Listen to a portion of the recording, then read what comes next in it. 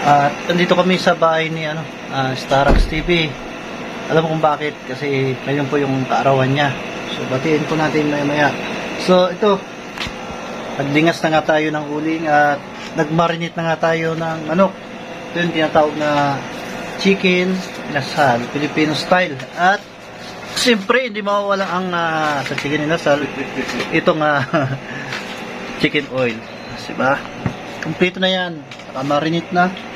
So, naglingas na tayo ng uling. So, simpleng salasalo pero masaya. Yan, sabi nga. Kahit ano pa yung ano natin sa pagkainan, okay lang po yan. At ang importante po ay masaya tayo at siyempre, good health. Yan ang maganda. So, ayan. Kapaglingas tayo. Lods, happy birthday. Salamat, Lods. Ito, Lods, nagluluto tayo ng Lods. Manok, Lods. Tama na to, Lods. Oh, Sa birthday naman, hindi naman tayo mga bata eh. Kung ano lang, mayroon na lang. Ano nang meron? Basta importante, masaya. Hindi naman nasusukat sa handa, Lods. Yun. Basta yung presensya, yung maganda. Masarap to, Lods. Masarap yung mga ganitong simpleng luto-luto lang. Oo, simpleng luto. At ito yung nakikita natin kung ano yung ingredients na nilalagay natin. Diba? At saka yung natural yung pag-ihaw natin. Ito yung mga gusto kong yung medyo tutong-tutong na inihaw. Oo, yan o. Toasted na chicken. Yun. So, Lods?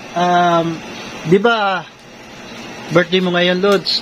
Di ba, may mga wish ka din, siyempre. Ano yung mga wish mo ngayong birthday? Wish ko, Lods, maging healthy lang ako. Yun lang, pinaka-importante para magawa ko yung mga dapat kong gawin para sa pamilya. Di naman sa akin mahalaga, Lods, kung mga bagay-bagay. Kung ano ibigay ni Lord.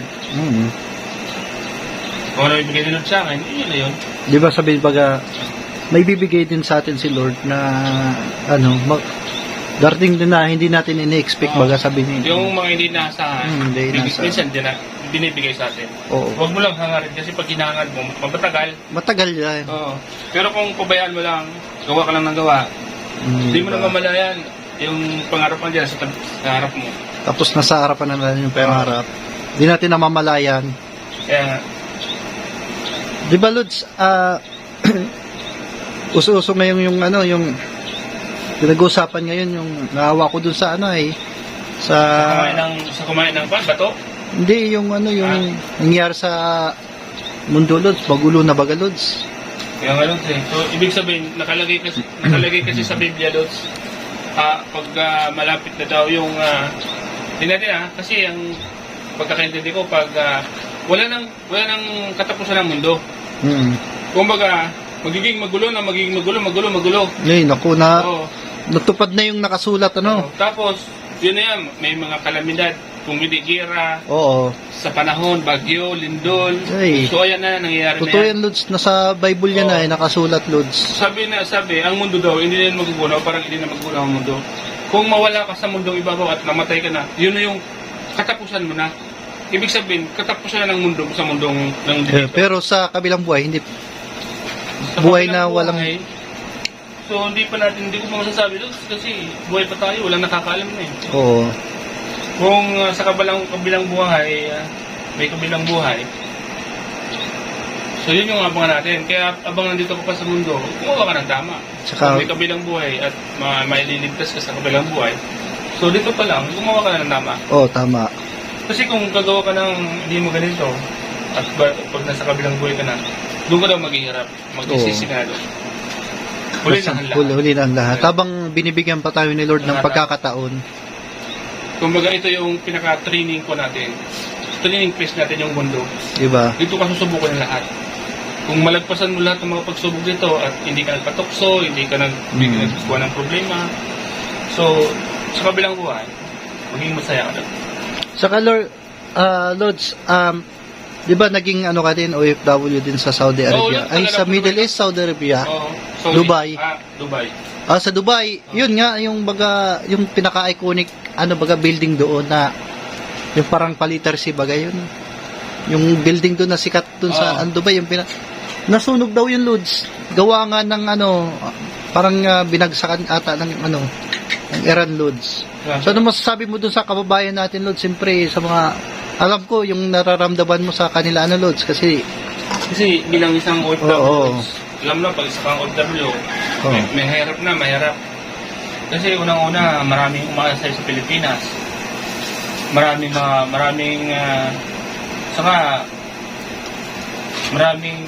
binubuhay sa Pilipinas. At ang buhay sa ibang bansa, Lods, hindi madali. Tapos magkakaganon pa. Kaya nga. Magkakahirap pa. Tapos isa ka sa magiging biktima. So, napakasakit. tapos hindi pa Kasi makauli. Yun nga lang na pag-iisang OFW mo, masakit na yun. Lalayo ka sa pamilya mo. Masakit na yun, hindi mo sila nakikita. Tapos magdadala ka may kasagulo nila na walang Tapos pa kamalay. nagkasakit ka ron, sarili mo lang Sarili mo. mag-aalaga. Tapos, Lods, may nabalitaan ako na may mga kababayan tayo na nasawi din doon sa ano. Yun nga, Lods, nakita ko rin sa bilid Oo. na yun. Sorry. So, nakakapangilabot, Lods, kasi alam mo, napakalayo ng Iran sa Dubai. Pero isipin mo, missiles, ano? Inaabot. Minsan, inaabot. Computer yan, ano, Lods? Parang program na yan, nakaprogram. Inaabot ng napakalaking missiles na, ano?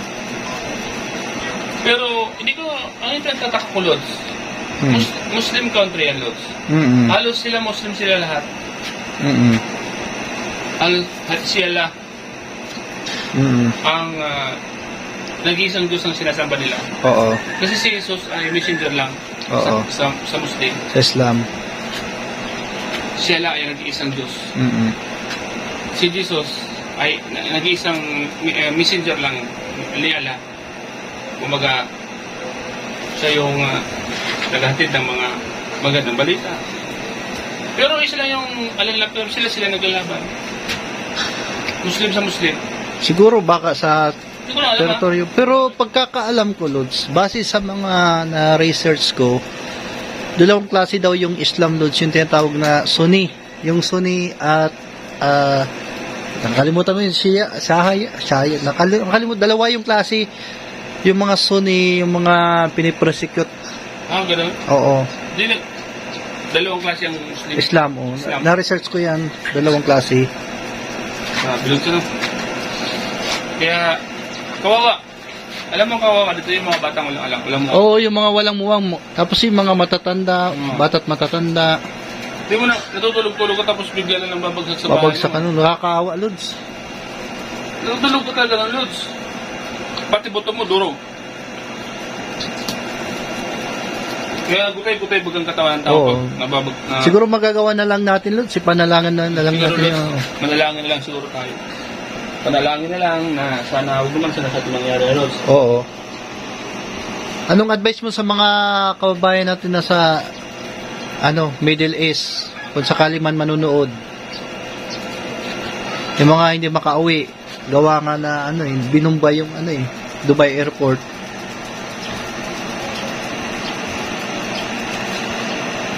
Ayun. Naiyak ko rin sa nangyari, Lods. Naiyak ko sa nangyari sa mundo natin, Lods. Unang-una, yung mga kababayan natin sa ibang bansa na may mga umasa sa kanila sa Pilipinas. Ang advice ko sa inyo, Lods, walang ibang makakatulong kundi yung matinding manalangin sa mahal na Diyos. Tama yan. Tao, hindi ka matutulungan ng tao. Oo, tama yan. Pera, hindi ka matulungan ng pera. Pagdating nandun ka. Hirap. Si Lord lang ang tanging makakapagpapigil kung ano man yung nangyayari doon. Si Lord lang ang may kakayahan. Either nasirain ni Lord yung mga gamitan, either mawala ng signal, si Lord lang ang may karapatan. Humigil ng lahat. Tama. Siya yung gagawa ng kapayapaan. Yan kasi nakasulat sa Biblia yan eh. Oo. Naglalaban yung Satan at kabutihan. Sana manaig ang kabutihan, Lods. Alam mo kasi yan kasi, kumbaga naglalaban yan yung kabutihan at kasamahan. Si Satan at si Lord, di ba? Oo.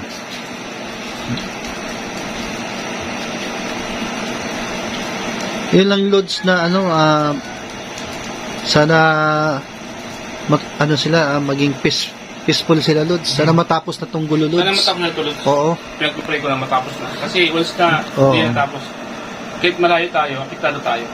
Alam mo kung bakit apektado tayo. Oo. Apektado ang ekonomiya sa atin.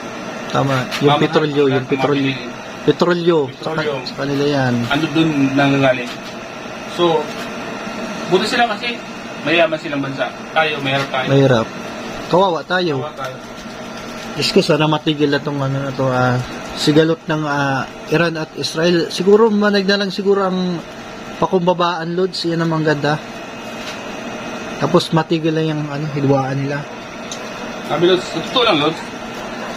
Totoo lang para sa akin, kailangan talaga patigil na yan. Kawawa. Kawawa. Kawawa ang mundo. Kaya ka. Sunog na sunog ang mundo. Dahil birthday mo, Lods, sana matupad. Kasi yan ang kahilingan mo, katahimikan ng mundo. Oh. Pag ako nagpupray Lods, prepare ko lahat, hindi lang yung sarili kong kapakanan. Mm-hmm. Pinagpipray ko, pati buong mundo, lahat ng tao, lahat ng may sakit, pagalingin, lahat ng naghihirap, paginawain. Di lang ako nagpupray na yung para sa akin lang. Para sa Pangkalata. pagkalata. Lagi pinap na lang. Kasi, lahat tayo anak ng Diyos. Lahat tayo pag-aari niya, Lods. Kaya, Oo. lahat tayo may pakiramdam. Kaya, kung nagdarasan ako lahat, sinasama ko lahat. Tama yan, Lods. Amen. Lord, pagalingin po Lord ang may mga sakit na hindi gumagaling. Iligtas niyo po ang mundo sa anumang karahasan at kalamidad. Di ba? Pagkalatan niyo, Lord. Tama, Lods. O, Lods, totoo na. Okay, Lord. Ito na yun. Yeah. So, yan po yung birthday wish ni Starax na simple lang naman po Tapos ng lahat. matapos ang lahat ng kaguluhan. So, meron po kaming konting salo-salo. Simple lang. Simple lang po. Ang Yan. importante yung wala kang sakit. Di ba, Lord? Oo. Ang importante, kahit paano, Sa kabila ng marami tayong mga problema, mga pagsubok, kumakain tayo sa isang araw na, oo, na sapat sa ating pamilya, ano? tama, Lods. Kasi sabi nga, di ba? Dumating ka sa mundo na wala kang dala, alis ka sa mundo na wala kang dala. Bakit ka mangangamba, di ba? Tama, Kung ano ibigay sa atin, so, yan natin pagkasya natin, di ba? tama. Totoo naman yun. Talagang alis ka, managumatay ka, wala ka naman madadala. Biblical yan, Lods, ha? Dumating ka nito, wala ka naman, ubot-ubot ka nga eh. Binilisan ka na ng magulang mo, di ba? Ibig sabihin, wala kang pagmamay-ari Wala dito. kang Wala, pagmamay-ari. wala. O bakit ka mangangamba, di ba? Wala. Tama. Itong mga to, ginawa to ni Lord para lumakas ka sa mundo, para maging matibay ka. Lahat ng ito ay, pag nawala ka, babalik din naman sa lupa. Kasi yung laman, yung kinain mo at yung katawan mo, babalik Dito. sa lupa. Dito man lang galing. Yun. Si Lord, binigyan tayo ng buhay para huminga tayo. Kaya pag namatay tayo, kukunin ni Lord yung buhay natin, hininga natin, babalik sa Kanya. Tapos yung binigyan ng hininga, ay babalik din sa lupa. Ito na yun, babalik sa lupa. Kaya huwag kang matakot na ikaw ay mamatay. Kasi lupa ka lang naman eh. Wala tayo nanggaling sa lupa. Binigyan natin ng hininga. Basta ang importante, Lods, yung pag namatay tayo, yung kaligayahan na walang katapusan na kasama si Lord sa paraiso. Yun ang maganda, Lods. Yun. Yun ang pinakamaganda. Yung kasama si Lord sa paraiso, Lods. Wala nang Ay, wala nang uling. Apo iba. Ayan. Ito Lord. Ayan. Salamat kay Ate Dolondon, saka kay Ate Marie. Ate Marie Pineda. Maraming salamat po. Thank you so much po. At sana po ay bigyan po pa kayo ni Lord ng kalakasan at ayan po, at pag-ingatan po. At sa lahat po mga sumusuporta, maraming salamat po sa inyo lahat. At sa lahat-lahat po na nagsusuporta sa atin, thank you so much. At siyempre sa ating mga kasamahan, kay Yobal, kay Kalinga Prab, siyempre kay Starax, kay Kalampitos, lahat po. Thank you so much po and God bless po. Yan. Ano, Lods? Okay man. Saplot. Kamila ko doon ng kulot. Ben.